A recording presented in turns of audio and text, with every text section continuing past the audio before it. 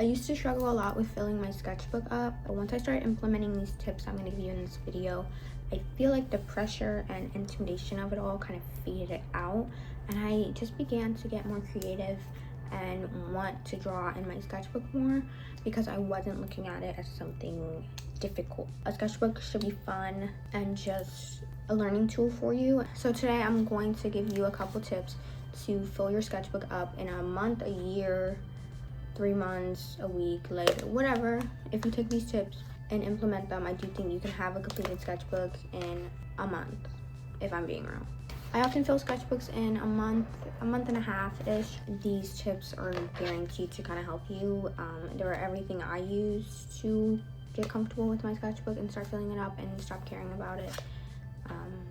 And just to make better sketches that you like. My first tip would be to get out of a good sketchbook mindset, because that's going to haunt you and come back to bite you in the booty.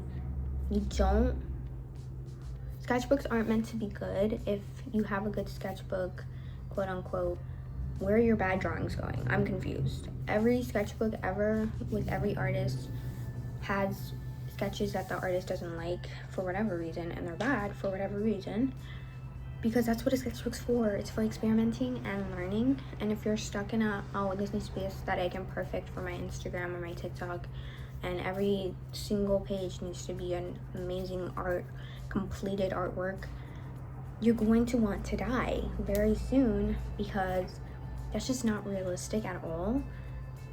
A sketchbook should be for practice sketches and study purposes, but also for brainstorming. When I work on my paintings, I sketch the reference in here first before I do it on the canvas. It's not completed. I don't paint in this. It's just a composition practice study time, whatever you would call it.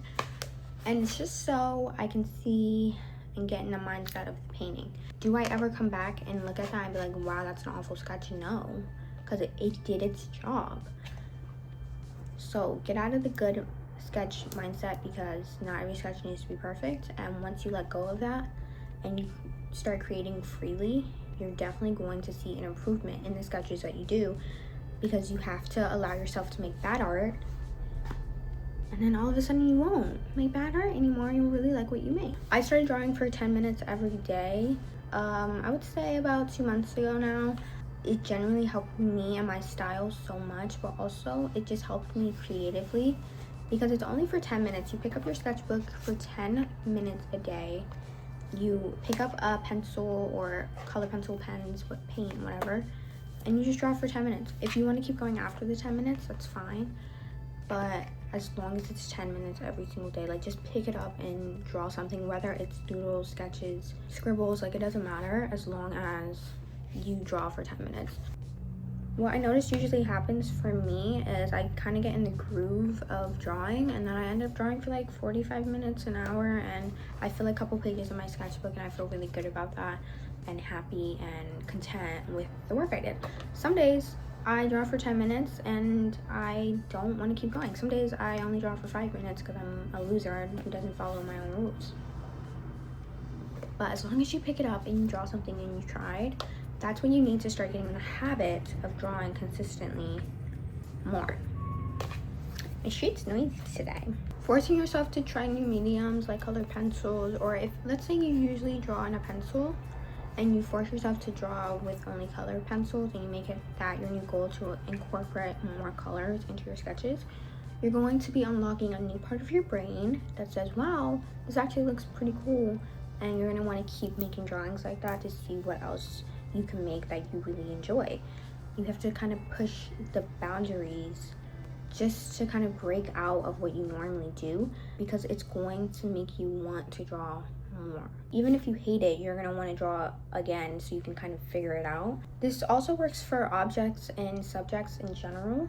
If you usually draw animals, try to draw vases and fruits and still lifes, you know what I mean? So you're not just stuck in your one style, one group or category of things that you draw.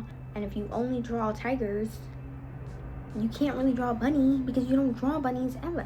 I always come back to Pinterest. I don't know why. I usually draw animals or like shadows, so Pinterest has a lot of references that I use. I don't know what you guys are drawing, so find the website for you and make a little board on there. Get inspired, which leads me to my next point. Get inspired. Find some creators that you like that are not the same medium as you. For example, on Instagram, I follow probably 40 to 100 tattoo artists.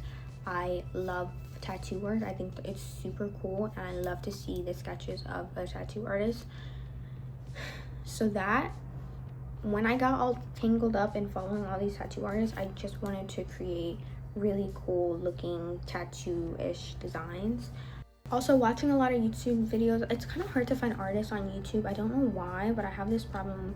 I only subscribe to a couple artists on YouTube because a lot of them I don't tend to enjoy watching for whatever reason, but there are a couple that I really enjoy, and I'll put those on the screen for you all. But they make long videos, tutorials even, but also they're just like funny and unique in their own sense, and I really enjoy that. I'm always looking for new YouTubers to watch, new artists, vloggers who make good long videos for YouTube. Please let me know if you have any recommendations. I am in need of some good YouTubers that are art focused. It doesn't matter what they do, what medium, I just need them in my life. Let me know if you know any. Thanks.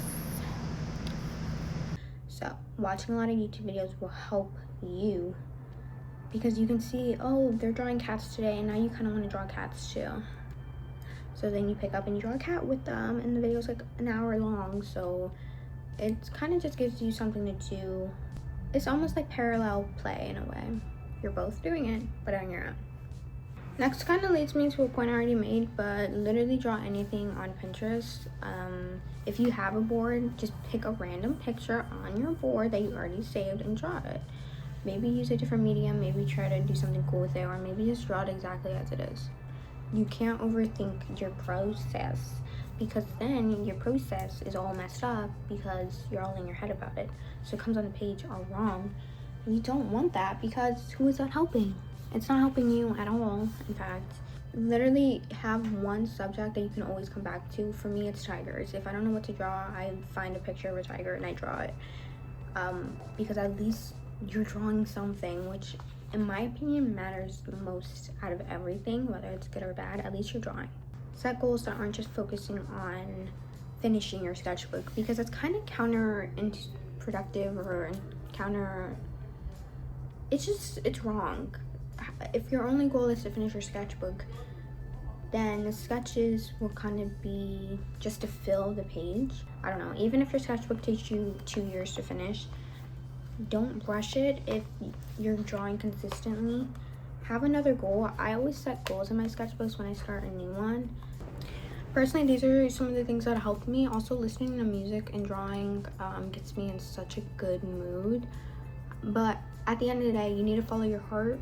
If you don't want to be drawing, don't draw. If it's a chore for you, don't do it. Like, it's okay. These are optional things.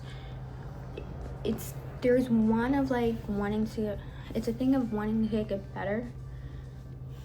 There's one side of wanting to get better at drawing, and then there's another where it's just kind of like, ugh, I'm only doing this because I feel like I have to for some reason. And I used to be in group 2, when now I'm in group 1 because I'm like, drawing is optional. I took a break from drawing and painting for like a year because it started to feel like a chore, and I'm like, why am I doing this if I'm unhappy? So I stopped, and now obviously I'm not picking up my sketchbook if I really don't want to be doing this. So when I say 10 minutes a day, don't think that that's forcing yourself, even when you're having an awful day, to pick up your sketchbook, because that's kind of crazy. Okay, give yourself some rest, but also, why are you being hard on yourself about a sketchbook? That's kind of ridiculous. If you're not having fun, put it down and go do something fun. I don't know what that is for you. Find a new hobby.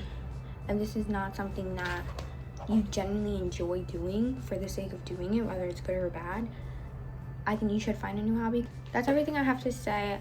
I follow these tips all the time, and they do in fact work. I would say the biggest one is getting inspired. But yeah, let me know what you want to see, and I'll see you on Monday probably.